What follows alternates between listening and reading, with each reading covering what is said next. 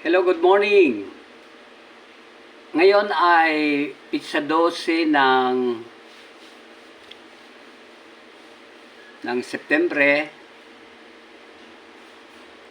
ay pag-aaralan po natin ang part 10 ng ating trading vlog dito sa aking channel sa YouTube.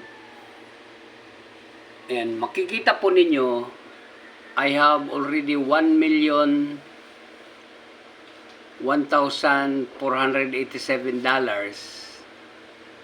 na galing sa aking $10,000 na practice account.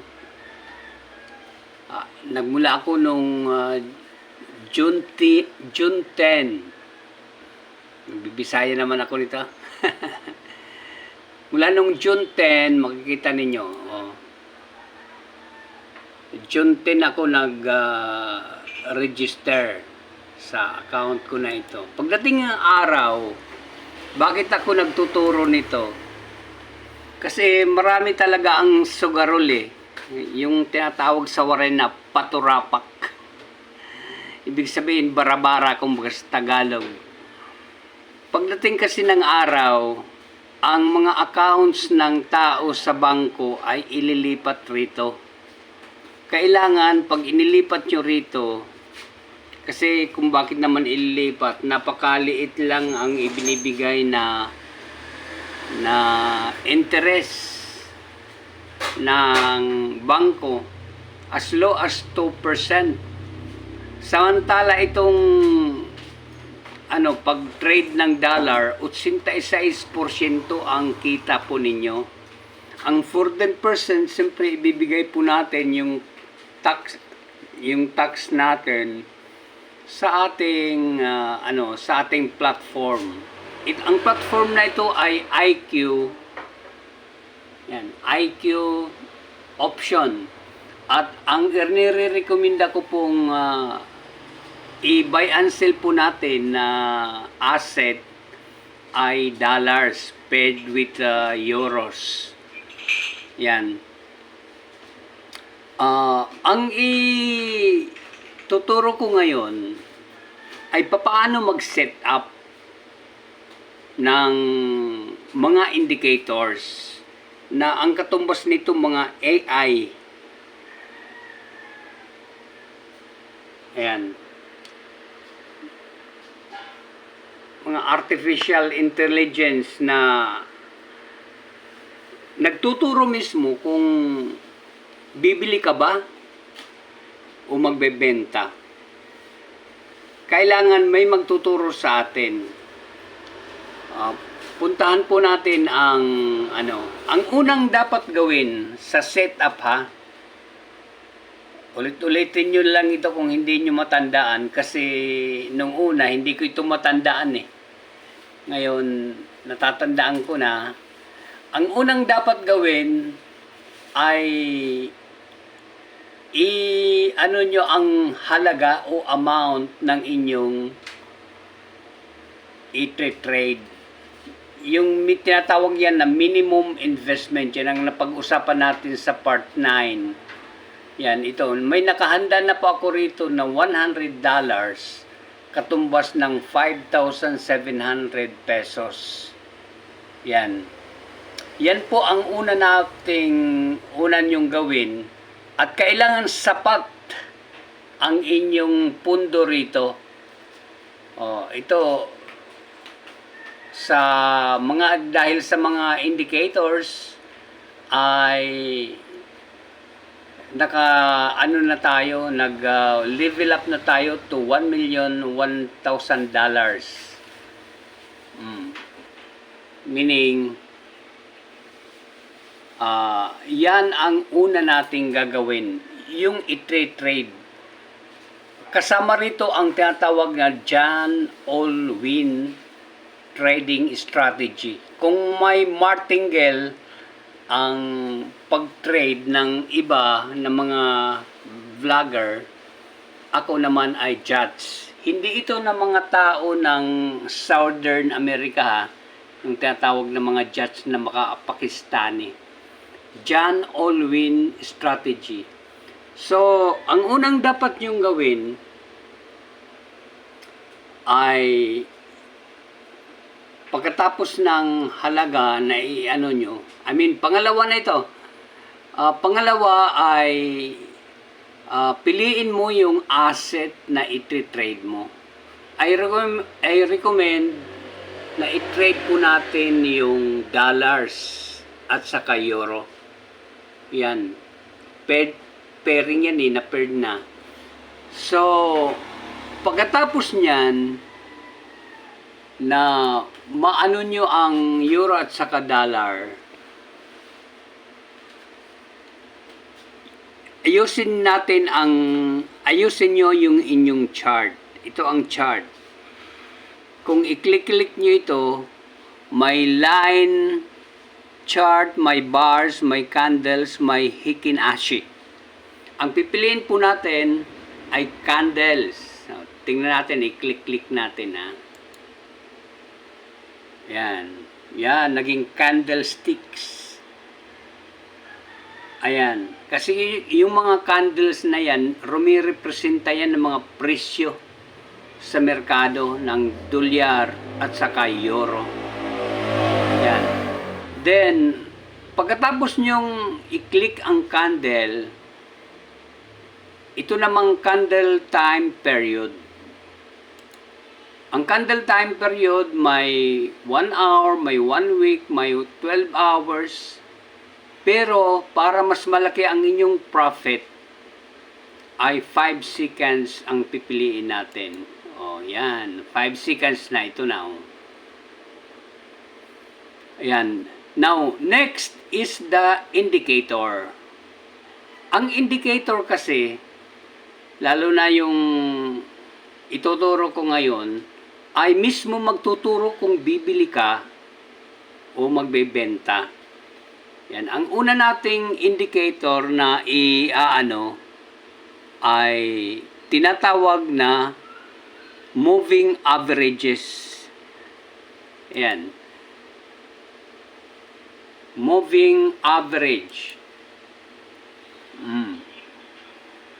Itong 14 na yan, yung period ay papalitan natin ng 7. Ayan. Then, ang type niya ay WMA or MA. Ayan. At ang kulay ay yellow. Ayan. Lalo na yung kanyang kapal ay medium. Kung ikaw ay senior citizen at malilimutin na, ulit-ulitin mo na lang. Ika nga repetition is the mother of learning. At pagkatapos niyan, 7 ang period WMA ang type, ang kulay ay yellow at ang thickness ay medium. Ulitin natin. Yan. I-click natin itong medium. At i-apply na natin. Yan ang how to set up and apply. Yan ang ating first indicator. Yan na. Nakita po ninyo. Itong yellow na ito, yan ang unang indicator natin. Okay. Punta ulit tayo rito sa moving averages kasi tatlo itong indicators na moving averages. Moving average. Ito naman ay 18. Ayan. At ang kanyang type ay EMA. Ang kanyang kulay ay red. Yan. At ang kanyang thickness ay medium. Then, pagkatapos niyan, ay apply. Ito, apply. Ito itong yellow na ito. Ayan. Kunting pasensya lang rito, Then, we will install again the third indicator. Moving average pa rin. Ayan. At ito naman ay 25.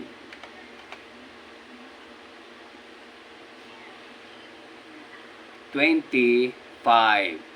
At ang kanyang type ay EMA. Ang kanyang kulay ay red. At ang kanyang kapal ay medium. Yan. Then pagkatapos yan, ito, i-apply natin. Yan. Nakikita nyo na, dalawa ang red, isa ang yellow. Yan, tinatawag yan na moving average crossovers.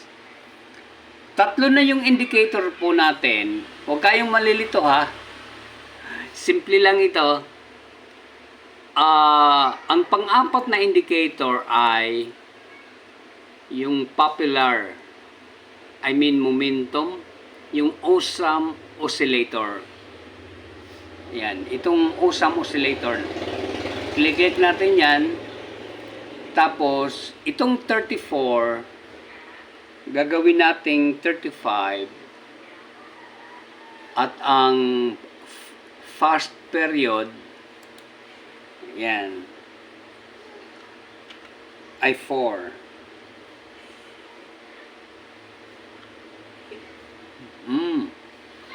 At i-apply po natin.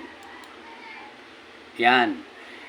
So, ano ba ang gamit rito ng mga indicators na ito? Tulad ng sinabi ko kanina, itong yellow na ito, pag mag-cross yan dito sa dalawang red na yan, ibig sabihin, bumili ka na kung pataas.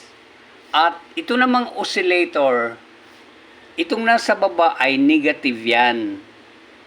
Pag nasa taas ay positive. Pag umakyat na sa tulad nito, pag kinampihan nitong Osam oscillator, ay ibig sabihin, bumili ka na ng dollars. Yan. So, testing po tayo. Kung okay na. O, bumabalik siya sa pababa, meaning, magbebenta ka kung matuloy siya sa pagtawid ng dalawang pula na moving average crossovers. Itong, by the way, itong itong isang pula ay ang kanyang period ay 18 at ang pangalawa ay 25. Umakyat uli yung dilaw. So hindi pa tayo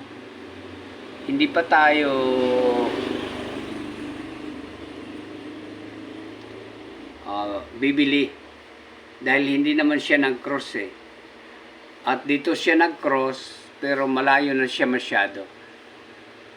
By the way, ang expiration nito ay 30 seconds lang Ayan, 30 seconds. At ang kanyang candle period ay 5. Yan, ito.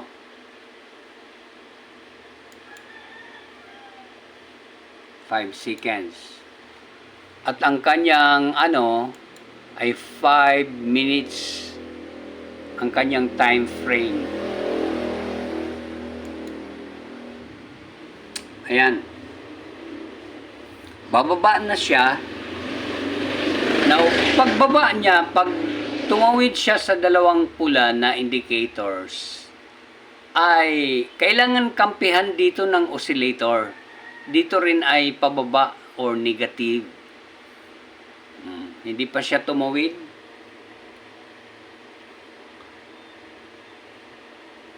Naghihintay na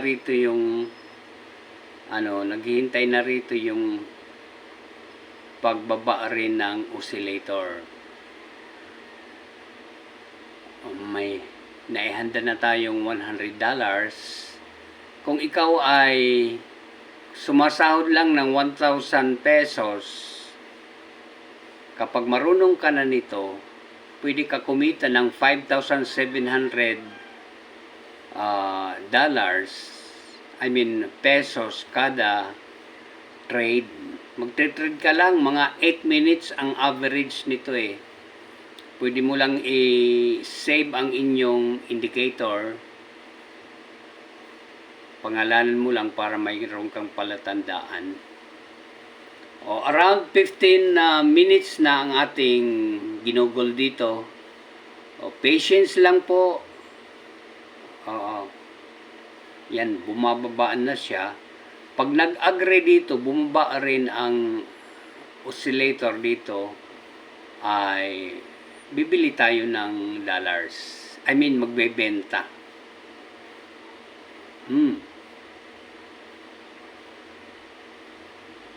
Ayan.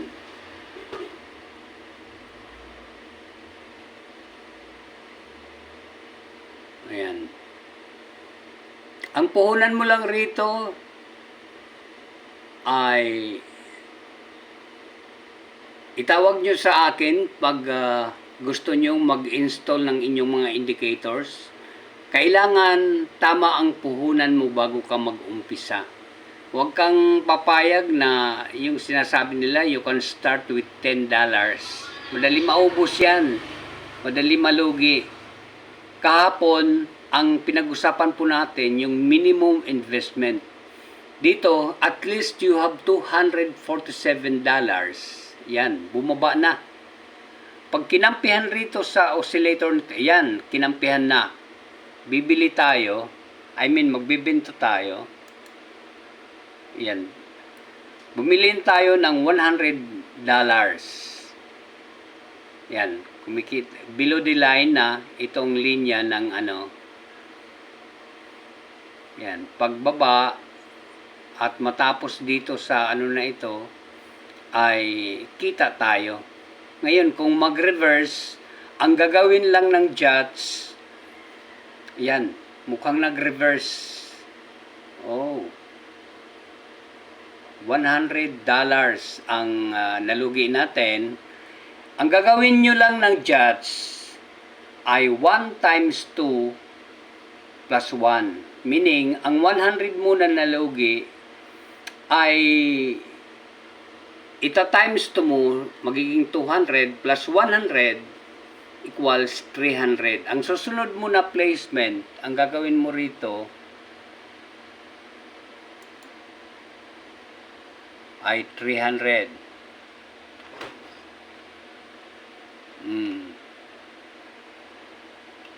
$300. Ayan. Umakyat na. Maghihintay lang tayo ng bumaba uli. Hindi natin nahabol ito. So, dito relax ka lang, wag mong mamadaliin, wag mong paper sign kasi yung iba dito usually na sila bibili. Pero malayo na, dapat banda rito. So nag-a-agree na yung yung oscillator, hihintayin lang natin bumaba para magbenta ng dollars. So we have 18 minutes. Yung iba nga umaabot ng 30 minutes, di ba? Ang average na natin na per trade na oras na ginugugol natin ay 8 minutes. Hintayin lang natin bumaba itong yellow na ito para mag-cross dito sa dalawang moving average crossover para magbenta tayo ng dollars. Ayan, bumababa na. Yan, layo-layo pa rito sa oscillator. Pag bumaba rin itong oscillator dito below this white line, ayan, pag bumaba yan, ibig sabihin bibili na tayo. Ayan, hindi pa bumababa, nasa taas pa. Hihintayin natin, baka mag-reverse. Oh, Nag-reverse uli. Huwag tayong bibili muna. Oh, nag-reverse uli. Binablock lang tayo.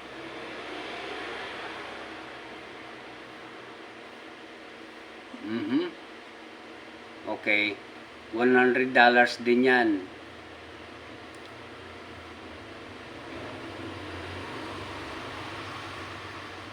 Hindi naman nag-cross.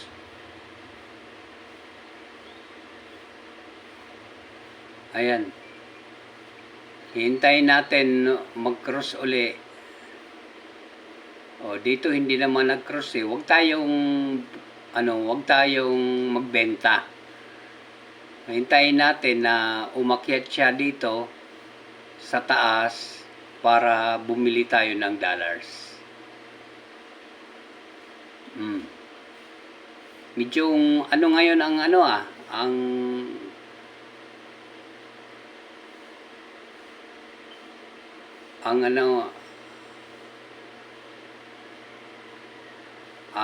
trading natin medyo challenging.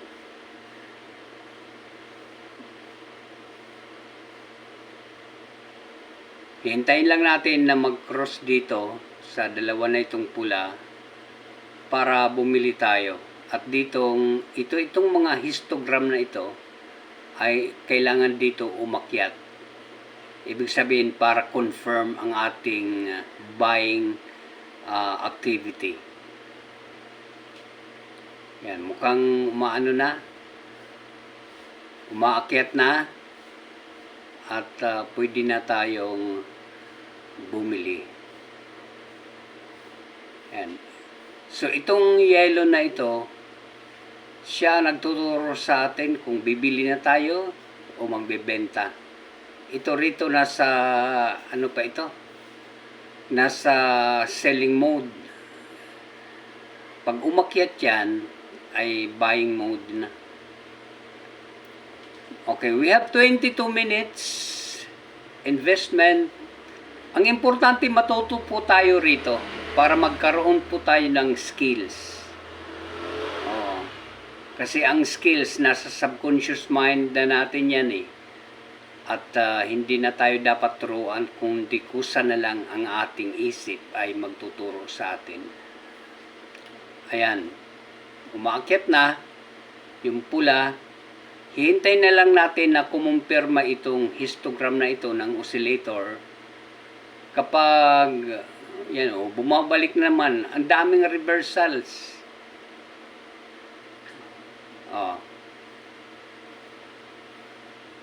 So, bagamat umano siya rito, almost humalik dito sa isang indicator, hindi naman siya tumawid, hindi tayo bibili.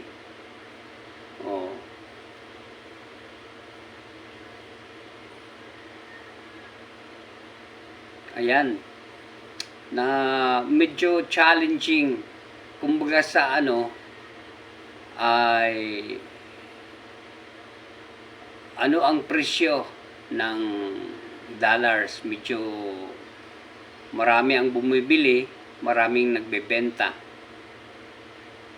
Kung titingnan natin dito, ang bumili ay 72% at 28% ang nagbebenta. So nagkakabahabagi ang Sino kaya ang mananalo rito? Sino ang tutubo? Yung iba by the way, I suggest na huwag kayong mag-trade kung $10 lang ang puhunan nyo.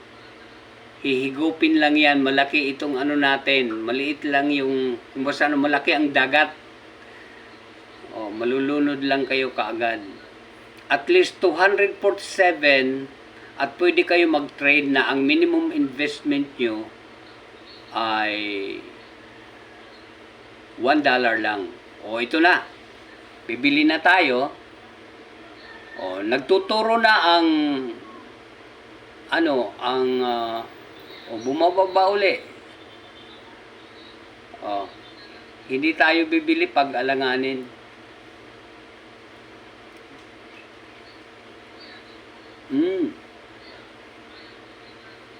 O mukhang bebenta tayo.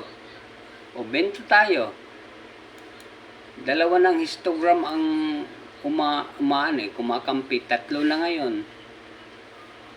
Ayan.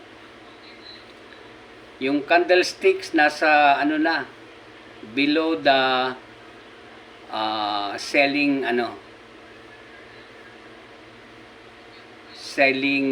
line. Ayan. At ang histogram naman ay kumakampi. Kumakampi sa yan. Kumita tayo ng $86. Maraming salamat po sa inyong panonood. You have 25-minute investment for this trading vlog. At thank you. Have a nice day. Take charge. Bye-bye.